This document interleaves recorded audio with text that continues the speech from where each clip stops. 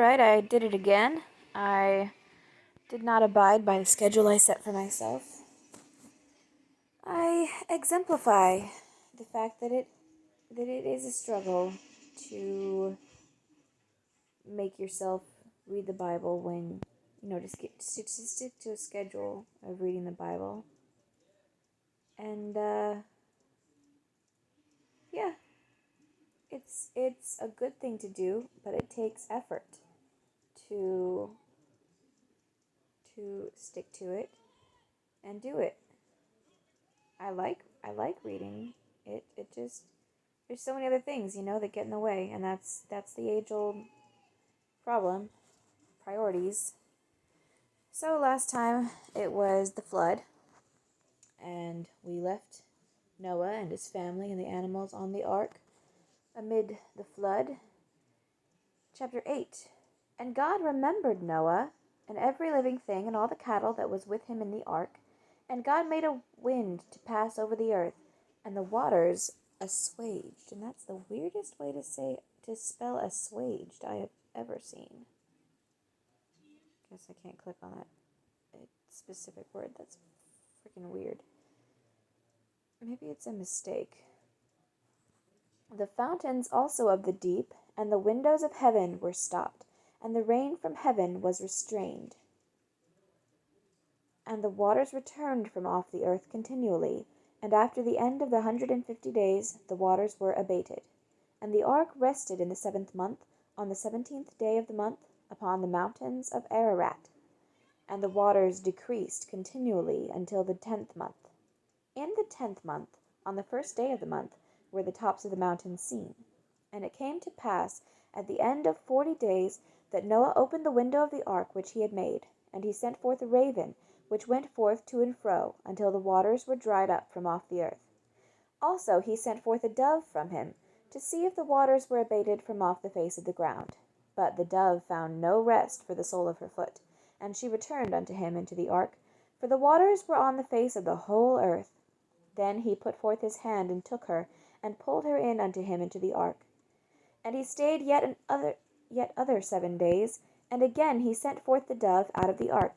And the dove came in to him in the evening, and lo, in her mouth was an olive leaf plucked off. So Noah knew that the waters were abated from off the earth.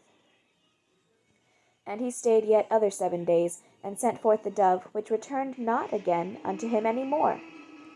And it came to pass in the 601st year, in the 1st month, the 1st day of the month, the waters were dried up from off the earth. And Noah removed the covering of the ark, and looked, and behold, the face of the ground was dry. And in the 2nd month, on the 27th day of the month, was the earth dried. And God spake unto Noah, saying, Go forth of the ark, thou, and thy wife, and thy sons wives with thee. Bring forth with thee every living thing that is with thee of all flesh, both of fowl and of cattle, and of every creeping thing that creepeth upon the earth, that they may breed abundantly in the earth, and be fruitful, and multiply upon the earth. And Noah went forth, and his sons, and his wife, and his sons' wives with him. Every beast, every creeping thing, and every fowl, and whatsoever creepeth upon the earth, after their kinds, went forth out of the ark. And Noah builded an altar unto the Lord, and took of every clean beast, and of every clean fowl, and offered burnt offerings on the altar. And the Lord smelled a sweet savour. And the Lord said in his heart, I will not again curse the ground any more for man's sake. For the imagination of man's heart is evil from his youth. Neither will I again smite any more every living thing as I have done.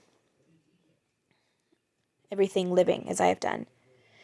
While the earth remaineth, seed time and harvest, and cold and heat, and summer and winter, and day and night shall not cease. That's a good reassurance. At least, that's not something that God himself will do. But if we destroy our world with,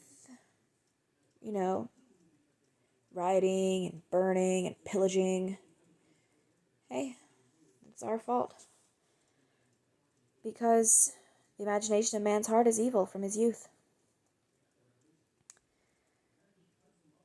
So, When Noah took of every clean beast and of every clean fowl and offered burnt offerings on the altar, I hope those, I hope that he didn't take of ones that were, that hadn't already begun reproducing. I'm just saying, animals are scarce at this moment in time.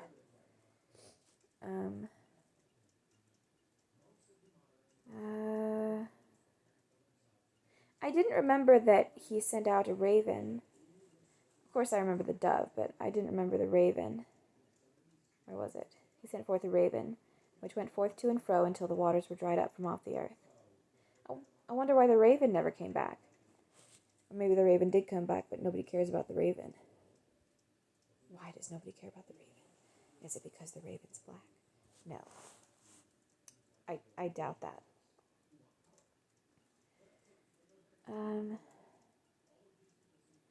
Also, I wonder, did the dove have a mate on the ark? Or a nest? Or something? Because the dove didn't return that last time that she was sent out. So I wonder if she went and she built a nest somewhere and just trusted that her mate would find her, or she just didn't have a mate.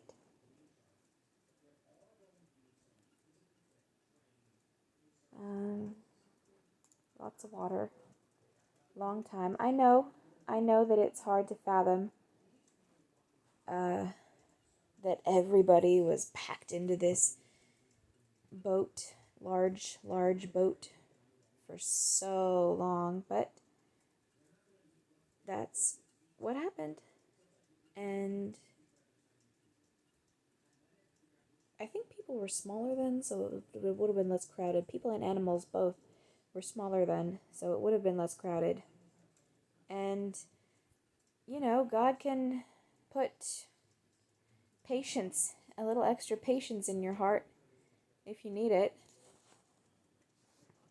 I think it's funny that it says God remembered Noah and every living thing and all the cattle that was with him in the ark, as if to imply that God had forgotten about them for a bit. Maybe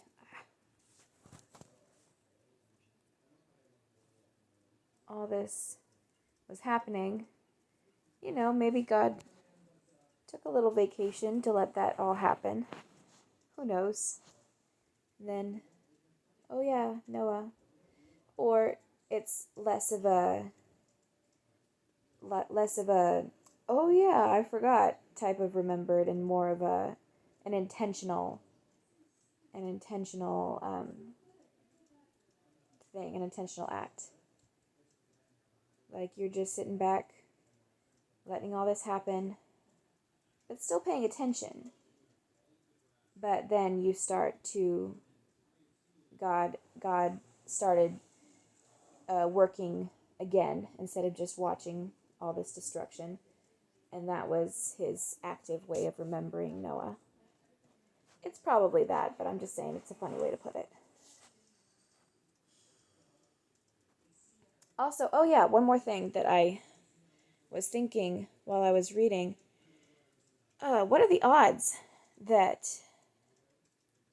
I don't exactly know where Mount Ararat is in relation to wherever Noah was to begin with, which I'm sure was probably not all that far from the cradle of life. But anyway, what are the odds that they would have, the whole earth has been flooded, but the ark was able to set back down in the same general area as it was before? I mean, I'm sure it wasn't the exact same area, but like they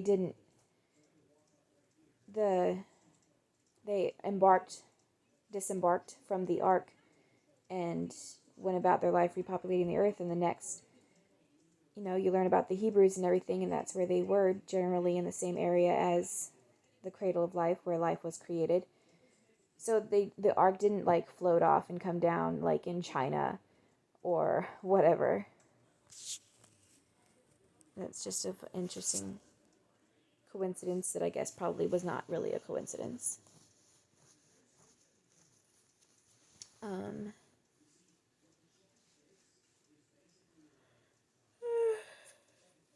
think that's it. The flood is over. Now, next chapter will be a little bit more about Noah, but then we're just about done with him.